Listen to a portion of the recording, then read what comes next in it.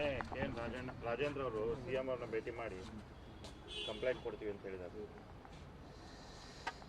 ಅಲ್ಲ, ಈಗಾಗಲೇ ಅದ್ರ ಬಗ್ಗೆ ಸದನದೊಳಗಡೆ ಮಾತಾಡಿದ್ದಾರೆ.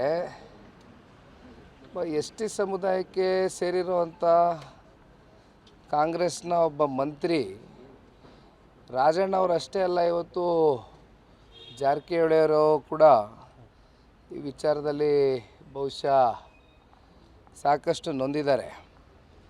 ಒಂದು, ಇಲ್ಲಿ ನಿನ್ನೆ ದಿನ ಕೂಡ ನಾನು ಮಾತಾಡಬೇಕಾದ್ರೆ ಹೇಳ್ತಾ ಇದ್ದೆ, ರಾಜಕೀಯವಾಗಿ ಸೈದ್ಧಾಂತಿಕವಾಗಿ ವಿಷಯಾಧಾರಿತವಾದಂಥ ಚರ್ಚೆಗಳು, ಹೋರಾಟಗಳು, ವಿರೋಧಗಳು ಮಾಡ್ತಕ್ಕಂಥದ್ದು ಸರ್ವೇ ಸಾಮಾನ್ಯ. ಆದರೆ ಈ ಥರ ಒಬ್ಬರನ್ನ ವ್ಯಕ್ತಿಗತವಾಗಿ ನಿಲ್ಲಿಸ್ತಕ್ಕಂಥದ್ದು ಇವೆಲ್ಲವೂ ಕೂಡ ಸರಿಯಲ್ಲ. ಆಮೇಲೆ ಈ ಮಾರ್ಗ ಹಿಡಿದಿರ್ತಕ್ಕಂಥದ್ದು ಇದೆಯಲ್ಲ, ಇದು ನಿಜಕ್ಕೂ ಕೂಡ ಪ್ರಜಾಪ್ರಭುತ್ವದ ವ್ಯವಸ್ಥೆಯಲ್ಲಿ ಎಲ್ಲರೂ ಕೂಡ ತಲೆ ತಗ್ಗಿಸ್ತಕ್ಕಂಥ ವಿಷಯನೇ.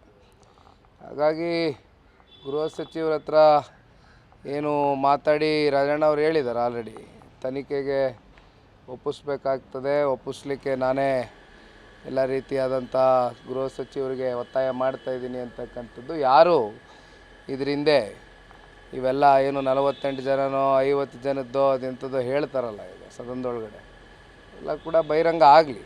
ರಾಜ್ಯದ ಜನತೆ ಮುಂದೆ ಯಾರು ಆ ಮಹಾನ್ ಭಾವ ಫ್ಯಾಕ್ಟ್ರಿ CD ಫ್ಯಾಕ್ಟ್ರಿ ಓನರ್ ಯಾರಿದ್ದಾನಲ್ಲ, ಅದು ಜನಗಳ ಮುಂದೆ ಹೊರಗಡೆ ಬರಲಿ ಅಂತ ಆಶಿಸ್ತೀವಿ.